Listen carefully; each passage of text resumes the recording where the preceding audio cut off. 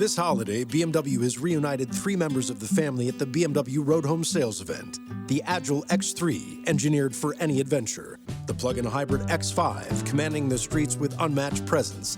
And the all-electric i4, charging into the future with impeccable performance. Hurry in to find what powers your journey at the BMW Road Home Sales event. BMW, the ultimate driving machine. Visit Valley BMW Center today for attractive lease and finance offers. Listen up, folks. Time could be running out to lock in a historic yield at Public.com. As of September 23rd, 2024, you can lock in a 6% or higher yield with a bond account. But here's the thing. The Federal Reserve just announced a big rate cut, and the plan is for more rate cuts this year and in 2025 as well. That's good news if you're looking to buy a home, but it might not be so good for the interest you earn on your cash. So, if you want to lock in a 6% or higher yield with a diversified portfolio of high yield and investment-grade bonds, you might want to act fast. The good news? It only takes a couple of minutes to sign up at Public.com. And once you lock in your yield, you can earn regular interest payments even as rates decline. Lock in a 6% or higher yield with a bond account at Public.com. But hurry, your yield is not locked in until you invest. Brought to you by Public Investing, member FINRA and SIPC. Yield to worst is not guaranteed. Not an investment recommendation. All investing involves risk. Visit Public.com/disclosures for more info.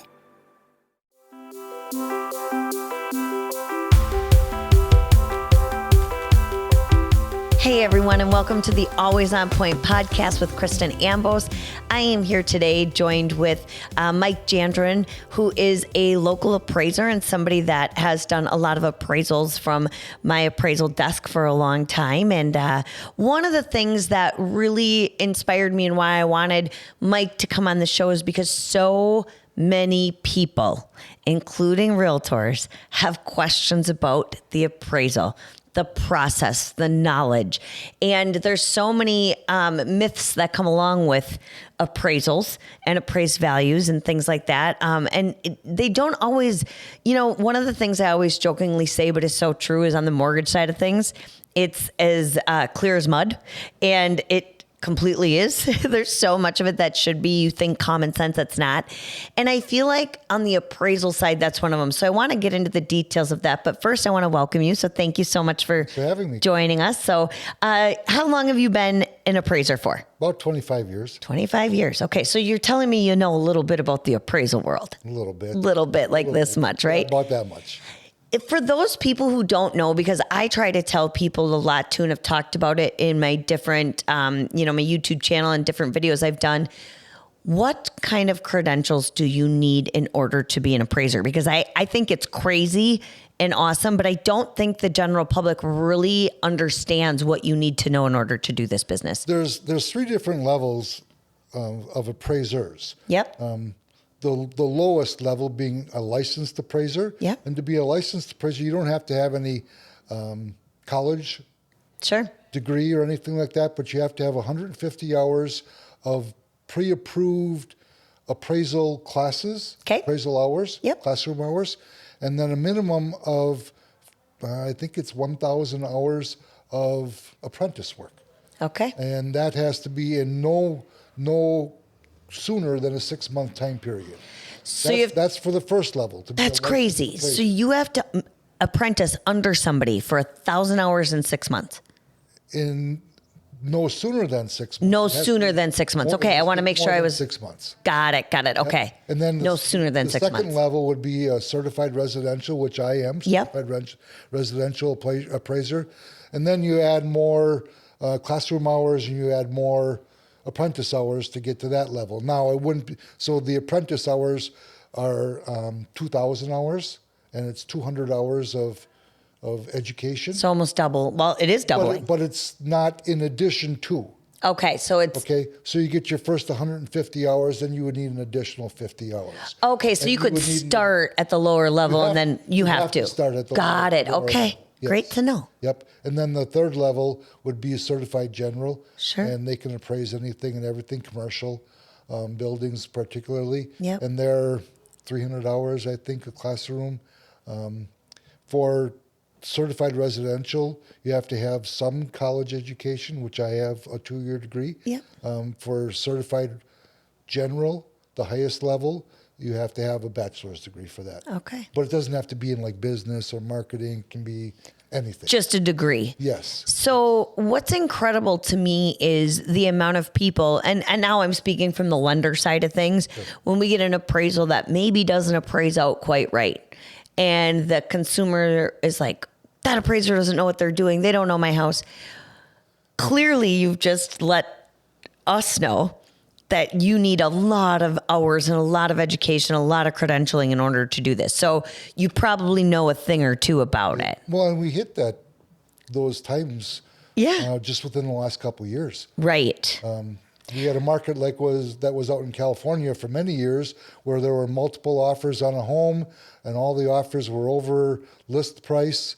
I had some that list price was X, let's just say for discussion purposes, $250,000. Right. And the accepted offer to purchase was for $15,000-$20,000. I had one that was $45,000 more than list price. And, that makes it kind of hard because the home isn't worth the $45,000. It's worth what the realtor probably listed it for sale at. Right.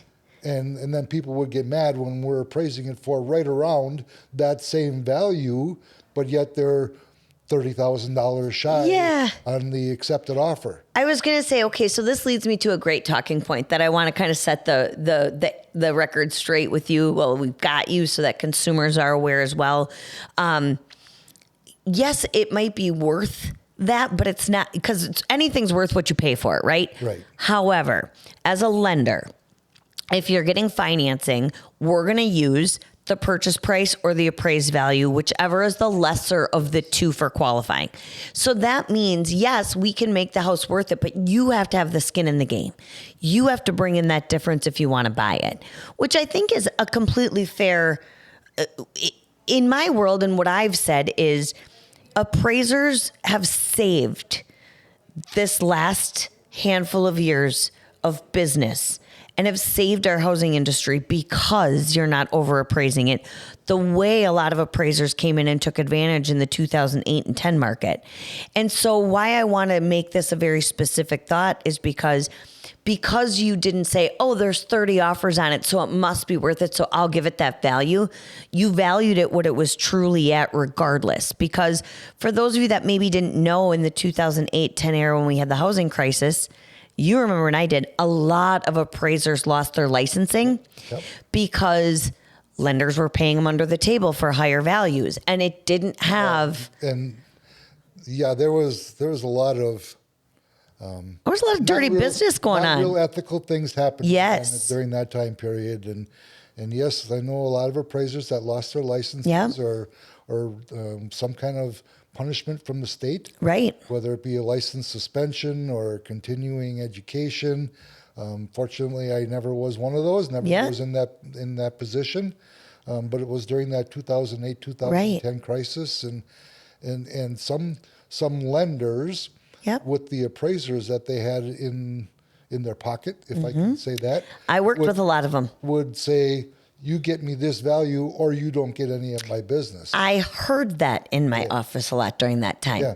And it's unfortunate, but it was real. Did I get some of those responses? Absolutely, I did. Yeah. But I always played it straight. Yep. Played it fair. Not that I lowballed, not that I overvalued. I played it straight. And that's why you're still standing. 25 years later. And I think it's important to mention, and it's one of those things I say too, you can threaten me all you want as far as if I can't get this value or if I can't get this loan done for you. But at the end of the day, I worked really hard for my license on that wall. Mm-hmm. And the only person that's going to take it down is me when I'm ready. Right. I'm not going to do anything unethical so you can get a quick sale and I could jeopardize my license for it. So I think it speaks volumes to the fact of the appraisers that we still have that did that, still have their licensing and are still, whether we love it or not, holding this market together with fair and accurate values. Well, an appraisal is driven by the market. Right, 100%. So to put a value on a home, an appraised value on a home, that's to make the offer to purchase price that's $30,000 more than list price. If the sales aren't there, The sales aren't there. Now, eventually it'll catch up. Yes. Eventually there'll be enough sales, but initially that's not going to happen. Right. And the same thing happened during 2008 when there were a lot of foreclosures. Yeah. And then people were buying homes at not the foreclosure price, but the actual market value price. We didn't have sales then. We had a hard time making value back then also. Right. And it was because, like you said, there were appraisers that overvalued properties. People got underwater. Had a hard time getting out. And that's why I want to preface so much on how important it is for you to stay true to the value. Yeah. You know, one of the things I've heard as a lender over the last, few years, and I get I do as a real estate agent, as a consumer, I get the argument of, well, there were 30 offers on this house all over asking price, so clearly it's worth it. I do understand that, but at the end of the day, the appraisal is not based on how many offers you got. No. It's based on the actual sale comparables out there. Yes. And I think that's the big difference that we can't turn a blind eye to. We have to focus on the fact that it's by the sales that have happened. And like you said, eventually it'll catch up. Yeah. And it has every year. Okay, now we're in the spring market. We're coming out of the winter where maybe sales weren't as, bountiful and weren't getting so much over. And then the spring comes, it's a little hotter of a market. Now, if you're going to pay over, it might not value, but then maybe in September, October, the values catch up because the sales catch up. It's a very cyclical thing, I feel like. Mm-hmm. But it's getting to that value that's the honest value from sales that have happened from people. The sales are what people are actually paying to make sure that the values are there. Right. And so you can't do that right away with just offers because that offer could come in, but what if the buyer then says, I can't afford to bring that extra money in? That sale didn't happen at that higher purchase price. So therefore, the home isn't valued there. Right. Even though somebody was willing to pay X amount of money over for it, if they didn't have the money to put into it, then truly it wasn't there. Right. Right. So I think that's the big thing that I really wanted to bring up as a fact of that. Now, the other argument is, and hopefully you can help set the record straight here, is, well, if I have an FHA loan, the appraised value is automatically going to be worse than a conventional loan. No, it's the same. Thank you. It's the same. And why? Tell me why. Like, why would people think that because it's FHA, it would be appraised less? I've never understood it, and I can't find anyone to give me a straight answer as to why. I've never heard that. Okay, good. And I do FHA appraisals. Yeah, you have. For 20 years. The report process is still the same. Okay, perfect. That's what I think matters the most. The data is still the same. Right. The comparable sales are still the same. Right. So on an FHA, on the appraiser's end, on an FHA appraisal, when we do our, if I can use the word inspection. Yep. And then I use that word loosely. Yes. Because it's not like a home inspection. Right. It's a visual observation. It's more than the observation that we make when the loan is a conventional loan. Yep. All right. So for FHA, there's a couple of things primarily that they're looking for. The big one is cracked, chipped, or peeling paint. Yes. And that's because of lead-based paint in homes built before 1978. Yep. And that's the one fault that I see a lot of times of homes that are going to have an FHA loan is. Yep. And now quickly, any buildings on that property are also included in that. It's not just the house. If they have a detached garage, if they have a storage shed. Yep. So many people are like, well, a deck. Yes, the deck. A deck that's been painted and the paint is chipped and peeling.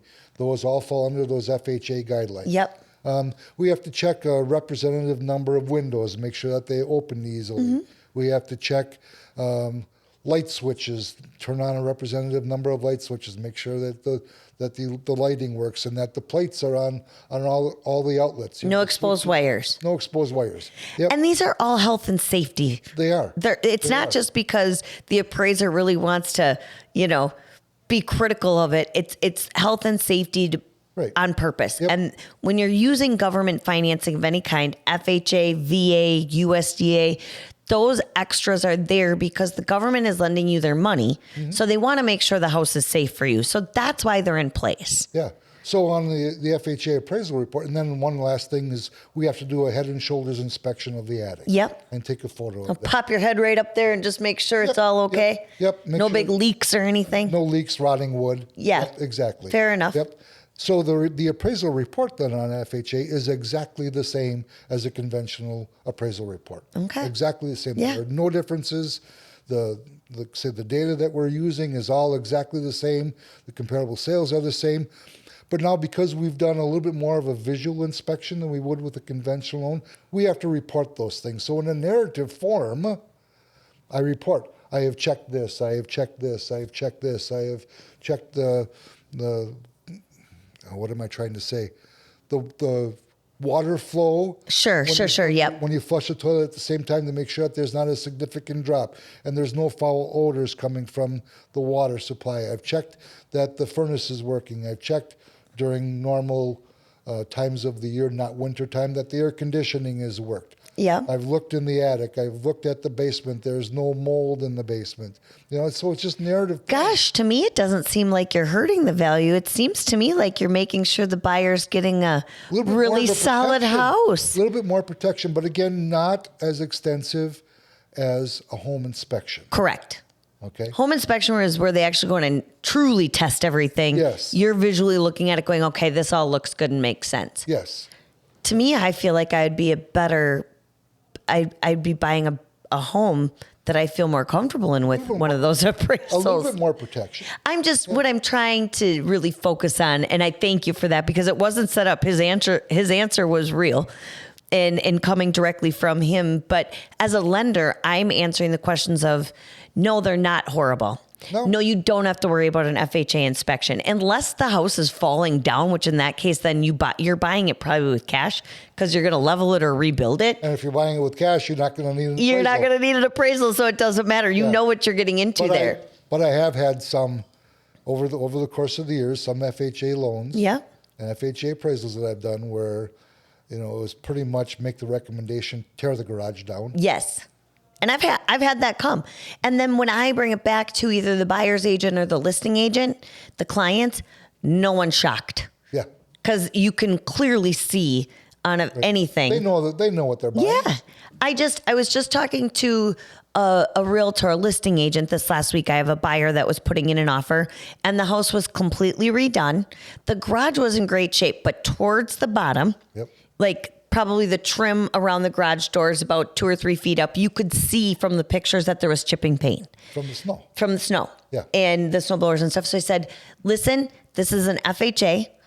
It'll pass everything else. You can see it in the pictures. This is a quality house. However, don't be surprised when the appraiser comes back. So if the seller's willing to, I'd have them fix that trim right away. And then it's no issues for anybody. And he was like, that's super easy, not a problem. Fix it before the appraiser comes. Fix it before the appraiser comes. Because if the appraiser notes that in their report, after chipped and peeling paint around the trim of the overhead garage door, then once that is done, let's say a week later, the appraiser is going to come back out and just take photographs and charge for their time and that additional report that has to be filed then. Yeah, and that's a big thing. It's not just going out there and going, okay, it's done. You actually have to go back to your office, do a report, type it all up. So there is a charge for that. So as one of those keynotes to a consumer to save money, because it goes to the consumer as part of a closing cost, make sure that stuff is done beforehand. As a lender, your lender should be trying to make sure that that's done if they know about it. But as a listing or a buyer's agent, you want to know what you're looking at with that financing so you can help prepare and also help save your consumer money, because these things can add up. If you're the realtor that's like, we'll just wait and see what happens, just plan on getting the trip charge, and let's all save time too, right? Yeah, and like I said, there's fees associated with that on the appraiser's end, and I have to say that back in 2005, 2008, whatever, the appraisers could list what their prices were for their appraisals. Yep. Okay, that changed. I don't know what year it was. It was after 2010. Yeah. Why do I feel like 2012 or 13 could be is right in there, if I remember correctly? When the appraisal management companies came into the picture, we can no longer dictate what we get paid. We get paid what the appraisal management company is willing to pay you. Is willing to pay us. Yeah. There's no negotiating. So when we have to go back in those FHA purposes, Yep. to take the photos of the repairs that are made, say we get paid a fee, but we're doing some work also. Yes. Yep. So, and of course, I don't mind getting paid, but if I Nobody could get does. if I could get it all done in the first trip, if those One foul swoop done. If those repairs were done before I went there the very first time, that would be much easier. Right. And I think on everyone. Yeah, but I'm glad you brought that up, because then I've heard too, the appraisers are so greedy, they just want the extra $100 to go back out there. I don't truly think you guys want to go back out to the house. No.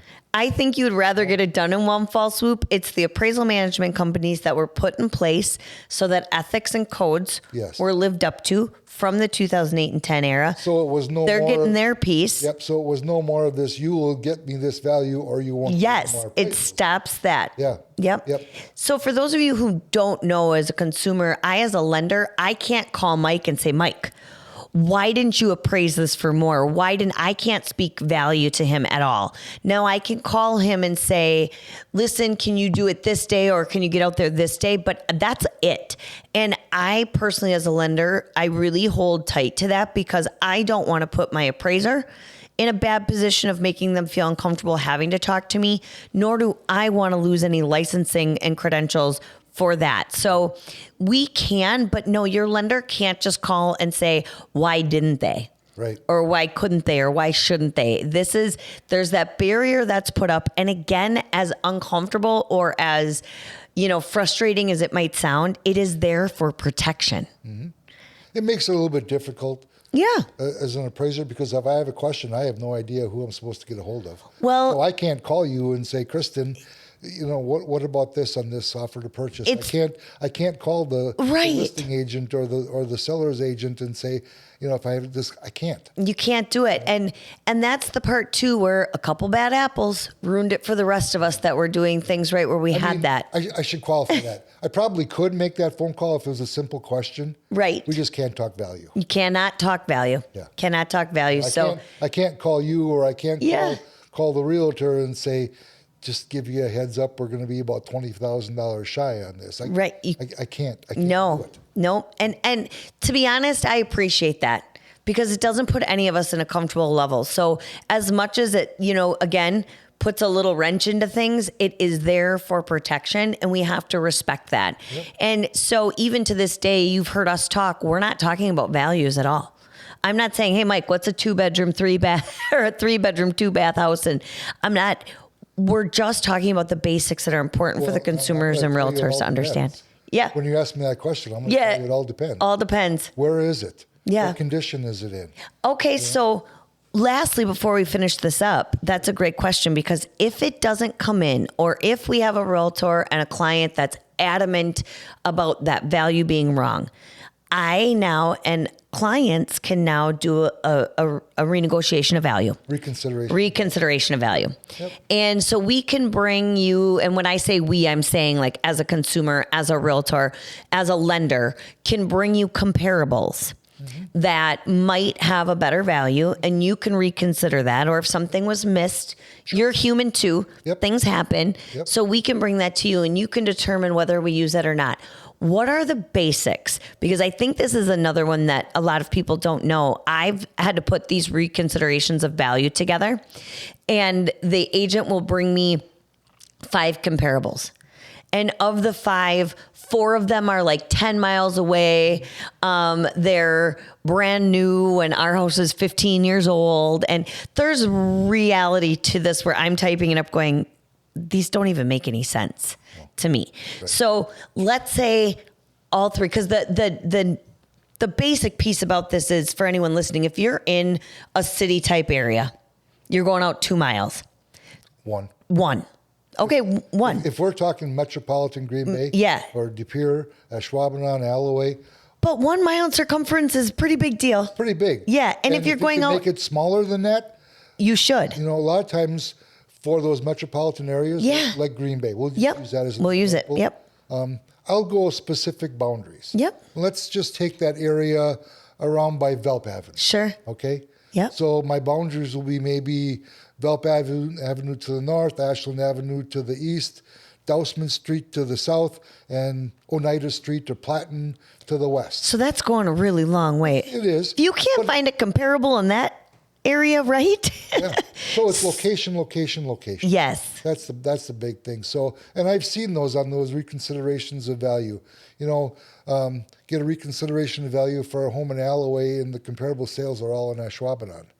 Well, I'm sorry. It's an entirely different market. No, and a lot of times with the underwriters, when you have specific boundaries, and we just mentioned Alloway, we'll talk about 172. Yep. Where they'll want all the comparable sales to be north or south of 172. Sure. Even though that market I feel is the same. Yep. Alloway. Yep. East De Pere and West De Pere are not the same markets. They're not. They're not. And I just think it's really important that you bring that up because, like, same thing. Ashwaubenon's not the same as Hobart.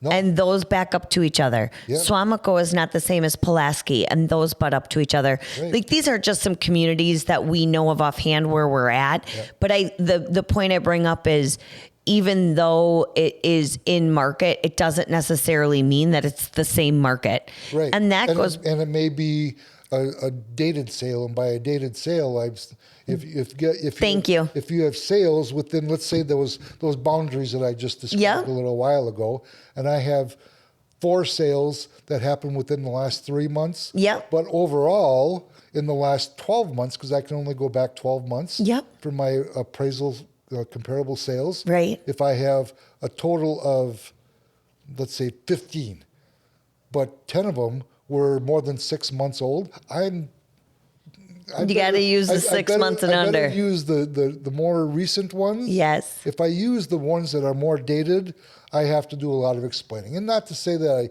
I can't and I won't. Depends on the house and the circumstance. Exactly. Yeah. Exactly. But the underwriters like to see those more recent sales, because an appraisal, right, a definition of appraisal is the most probable price that this particular property will sell for on today's date, on this date, the most probable price. And I think that is exact. The most probable price may not be something that was 8 months ago. Exactly.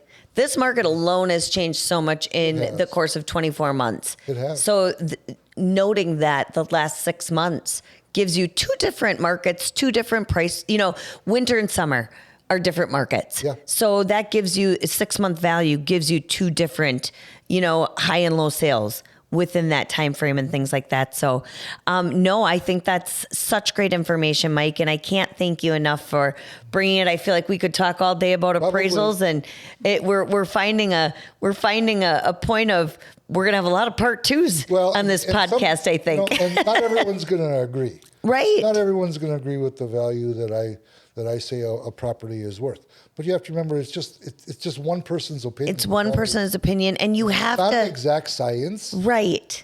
Because let's say, again, we have 10 comparable sales, and they're all within that 3-month time period and all within those boundaries and everything. Yeah. Well, if you're doing the appraisal and I'm doing the appraisal, we may pick totally different comparable sales, which is going to change the value a little bit. Shouldn't change a lot, but a little bit I agree with. Little bit. Yep, I agree with. It may not change it 10,000, but it may change it 2 or 3. Right.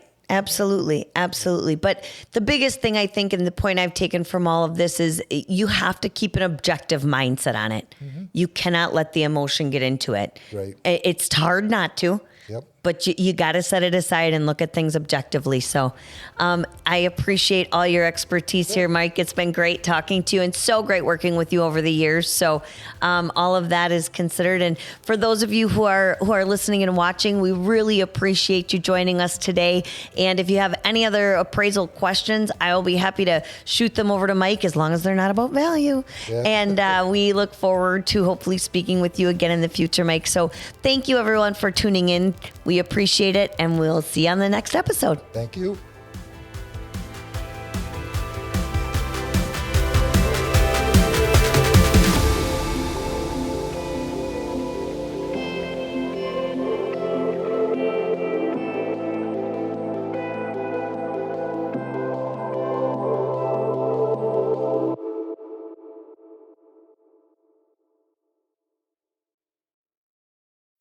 This holiday, BMW has reunited 3 members of the family at the BMW Road Home Sales event. The Agile X3, engineered for any adventure. The plug-in hybrid X5, commanding the streets with unmatched presence.